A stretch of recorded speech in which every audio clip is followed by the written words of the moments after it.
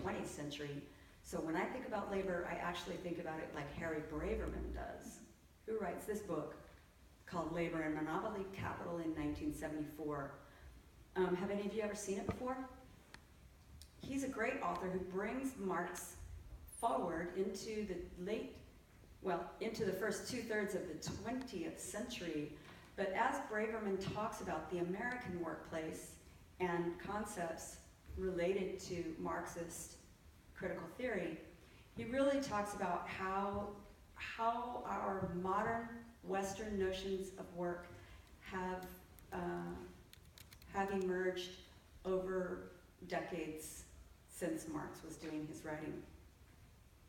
And so Harry Braverman is somebody who I draw on a lot instead of Marx to think about organizational work practices in the 20th century. And in my particular area of studies, which is communication research in the United States, then Harry Braverman's discussions become quite relevant to me because he's writing about the American sort of sensibilities. The second piece, though, that I think it's a strong core of the work that we're doing for the PhD course this week, but may not be familiar to the rest of you. It's a book by Arlie Hochschild in 1983 called The Managed Heart. In this work, Arlie Hochschild looks specifically at flight attendants and bill collectors within the airline industry to explore how they are being trained to use their emotions as the hands that do the labor and as the product that is coming out of their labor.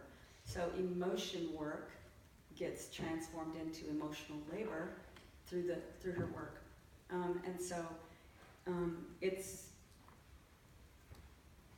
It's also a very influential piece that informs some of what we're talking about today. So basically, when I think about the question, how does emotion become a labor issue, I'm thinking about how the history of digital media relations are not neutral or natural. And that a critical or a Foucauldian, or Michel Foucauldian perspective allows us to look at some of the mechanisms of interactions through digital media differently. This kind of perspective allows us to consider how the self, as a brain, might be implicated in an intriguing and complicated relation of power and hierarchy.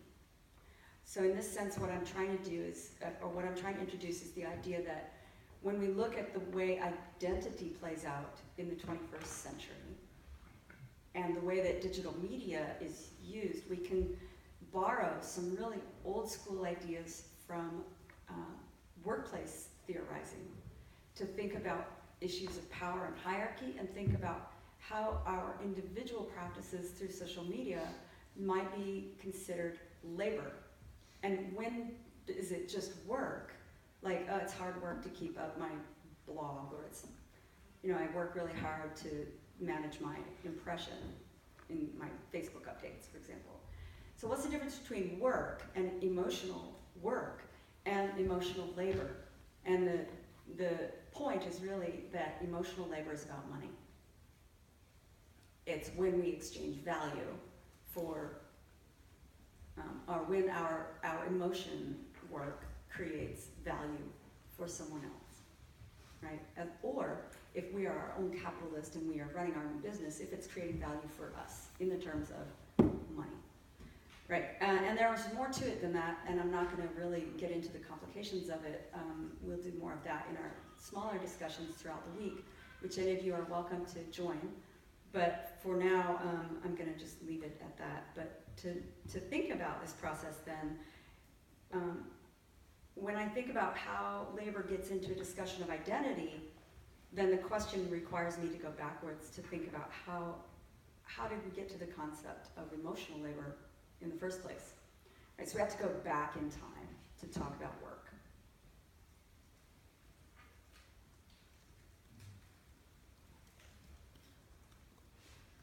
From a critical organizational perspective then, this is a trajectory that begins with industrialization, or the Industrial Revolution. So, a long time ago, in the 1800s, we would have had the invention of the idea of the workplace. How many of you have studied the Industrial Revolution and know about this transformation? Good, so this is new to some of you, great, right? Okay, so you can nod in enthusiasm when I say things that you like, and then I can know to keep going on that, all right? And I'm looking at you, Nana, because I want a little nod, yeah. Okay, so the idea of the workplace is one that's kind of transformative in the world, well, not kind of, but very transformative globally, because all of a sudden, an artisan is no longer stitching a whole item of clothing on his or her own, or producing, raising a cow and then butchering it and then bartering and giving it away in exchange for the goods. What happens is that we invent the workplace, and one then begins to exchange one's time and labor for money or for a wage. So this is a really interesting transition, and you might recognize it most effectively when you think about the assembly line, right? The assembly line is the epitome of the Industrial Revolution, where we have disassembled an object into its component parts, like a gun gets disassembled. It was one of the first things to go through mass assembly or mass production. So all the parts are separated and then put together. So you could separate an object of clothing into its component parts: a zipper, buttons, cloth, and thread. And then different parts of a jacket into sleeve, front, bottom, whatever. So that was actually a new idea.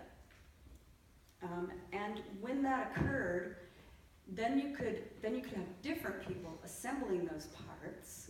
If you had a stack of zippers and a stack of sleeves and a stack of other parts, buttons, you could have different people putting together these different objects. So Adam Smith talks about this in a book called The Wealth of Nations. Harry Braverman, in the book I mentioned, talks about it a lot, in depth.